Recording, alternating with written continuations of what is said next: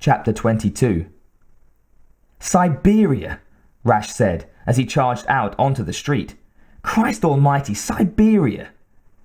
He looked both ways for a cab, didn't see any, but when he briefly considered taking the subway, the newsstand beside the subway entrance caught his eye. A stack of papers displayed the headline, Russians deny US missile claims. He'd looked through a Chicago newspaper on the flight east and caught the usual snatches of news from radios and CNN and the like. It was hard to completely miss a major story in a news-saturated American city. Now the pieces fell into place. Shit, Rash said. Siberia! There weren't any illegal nukes being moved around, no Russian nationalists or separatists or terrorists threatening the US, he realized. That was the cover story, fabricated by someone in Washington to hide another monster hunt.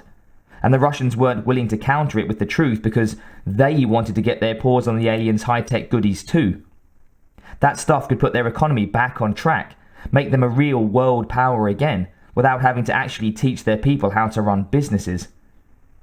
Half a dozen cabs finally appeared. A platoon of bright yellow Chevys charged up 6th Avenue, vying with each other for position.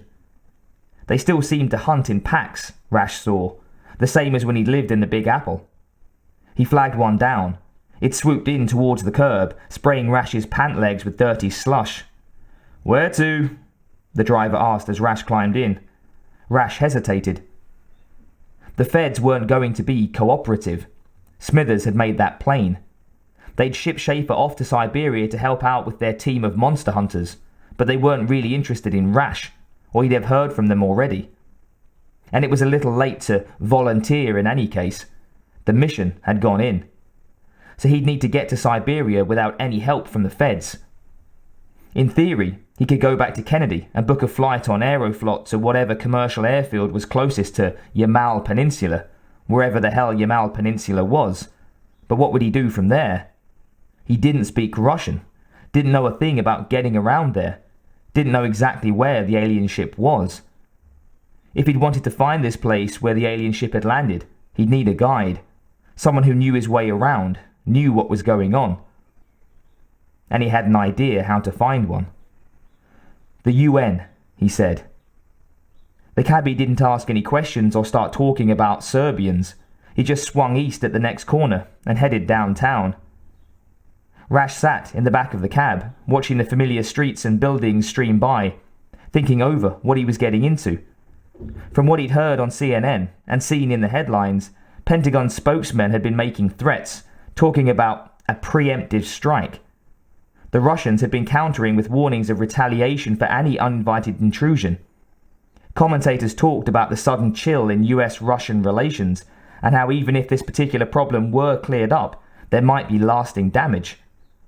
The whole world was closer to World War III than it had been at any time since the Soviet Union collapsed. And all along, Rash thought, the people in power, the people making threats and counter-threats, surely knew that there weren't any misplaced nukes involved. He used to wonder sometimes what had made Schaefer so bitter, what had happened to convince him that the human race was worthless, what had made it so hard for him to feel, to care about anything. At that particular moment, Rash thought he knew. He didn't give a shit about the politics involved in this mess. He was a loyal American, but that didn't mean he had anything against Russians, or that he thought much of General Phillips and his company. Those clowns weren't fighting for Rash's idea of freedom, democracy, or America. They were acting out of simple greed, out of a quest for power. They wanted to have the military strength to tell the rest of the world to go to hell, and they didn't care how they got it. Not that the Russians were much better. Somehow Rash doubted that Moscow was going to share the alien technology with the peoples of the world, should they happen to acquire it. And if someone like that loon Zhirinovsky ever got elected president over there, it could be bad news. But that wasn't Rash's problem. The generals could smack each other around until doomsday for all he cared. What he cared about was Schaefer. He was dealing with the world on a smaller, more personal scale than the generals and bureaucrats. He'd always figured that if everyone did that, if everyone minded his own affairs and lived up to his own responsibilities without getting any big ideas, the world would be a better place. Rash didn't know much of anything about politics, but he did know that he wasn't going to let anyone, not the feds, not the Russians, not the aliens, mess with his friends or family while he sat by and did nothing. He paid the cabbie and marched into the UN Secretariat building. "Where do I find the Russian ambassador?" he demanded at the lobby information desk. The guard started to give him the standard brush-off, but Rash pulled out his badge and went into his serious problem speech. 10 minutes later, he was pounding his fist on a receptionist's desk, demanding immediate admittance to the inner office. "You can't barge in on the ambassador without an appointment," she protested.